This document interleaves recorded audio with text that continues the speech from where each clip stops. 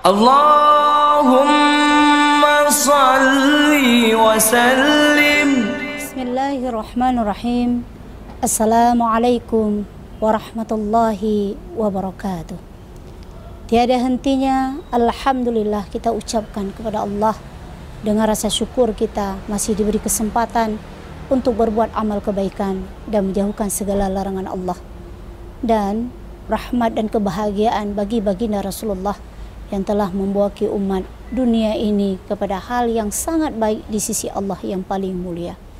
Pemirsa yang sangat saya sayangi, hari ini saya akan membawakan tema dakwah adalah pencerdasan bagi umat. Di dalam kita berdakwah itu banyak tantangan, banyak sekali ujian, banyak sekali cobaan.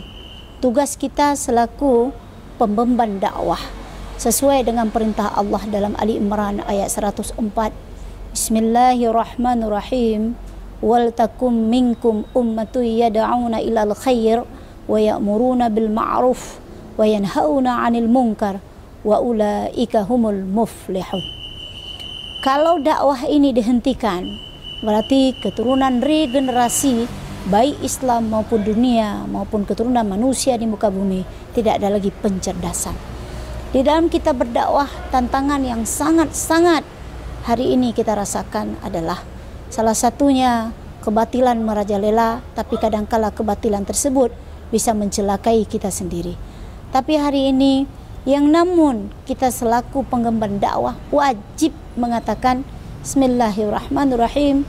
Wa qul ja'al haqq wa zahaqal batil innal batila kana zahuqa. Wahai orang-orang yang dalam kondisi berdakwah, para mad'u yang kita dakwahkan, ya, berikanlah kepada mereka yaitu ilmu yang mereka manfaat yang bisa diamalkan dalam kehidupan sehari-hari. Mudah-mudahan dakwah kita hari ini mendapat satu jalan daripada ridhonya Allah. Karena dakwah fi sabilillah bil haq dan fi batil, mengatakan ya hak dan batil adalah suatu kewajiban bagi kita seluruh umat.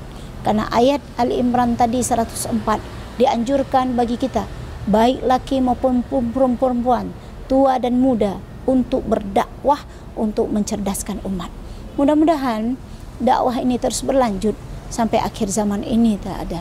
Karena pada hakikatnya dakwah ini adalah pencerdasan bagi seluruh elemen.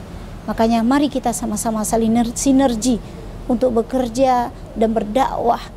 Minimalnya ibu rumah tangga mendakwahkan anaknya selalu untuk mengerjakan perintah Allah. Ibu dalam rumah tangga mendakwahkan anaknya untuk selalu tunduk dan taat kepada Allah. Dan ibu dalam rumah tangga mendakwahkan anak-anaknya kepada hal yang baik dan akhlak yang baik. Dan seorang ibu selaku istri dalam rumah tangga mengajak suaminya untuk berbuat kebaikan bersama-sama dengan seluruh keluarga, mengayomi mereka menjadi rumah tangga yang sakinah, mawaddah warahmah, dan keluarga yang memberikan keturunan yang soleh dan solehah. Oleh karena demikian, kepada kita para ibu khususannya, hari ini tugas kita jangan lagi lalai.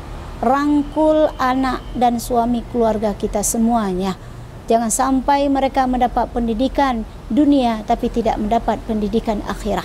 Jadi untuk kebersamaan kita di dalam suami istri dalam rumah tangga, kalau memang kita memiliki rezeki, undang seorang ustaz atau tengku untuk mengajarkan anak-anak dan keturunan kita di dalam rumah tangga.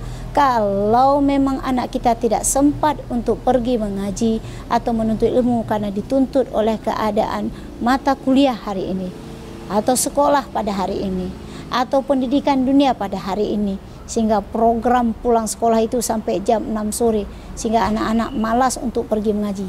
Nah, oleh karena demikian, bagi kita selaku orang tua memanggil ustadz atau tengku untuk mengajarkan anak kita ilmu agama yang baik. Mudah-mudahan keturunan kita menjadi orang-orang yang soleh dan solehah, yang tunduk kepada Allah, yang cinta kepada Rasulullah, yang cinta kepada orang tua dan gurunya, dan cinta sesama Islam. Mudah-mudahan ini adalah tausiah yang singkat tapi bermanfaat bagi kita untuk tidak lagi berlalai dan merangkul seluruh anak-anak keluarga kita, menjadi orang-orang yang berakhlak mulia di sisi Allah yang paling mulia, di sisi Allah yang kelak kita akan perjuangkan, di sisi Allah yang akan mendapat jannahnya Allah. Itu saja yang saya sampaikan. Mudah-mudahan ini bermanfaat, dan saya mohon maaf atas segala kekurangan pada diri saya. Wa'afa minkum, wabillahi taufiq wal hidayah. Wassalamualaikum warahmatullahi wabarakatuh.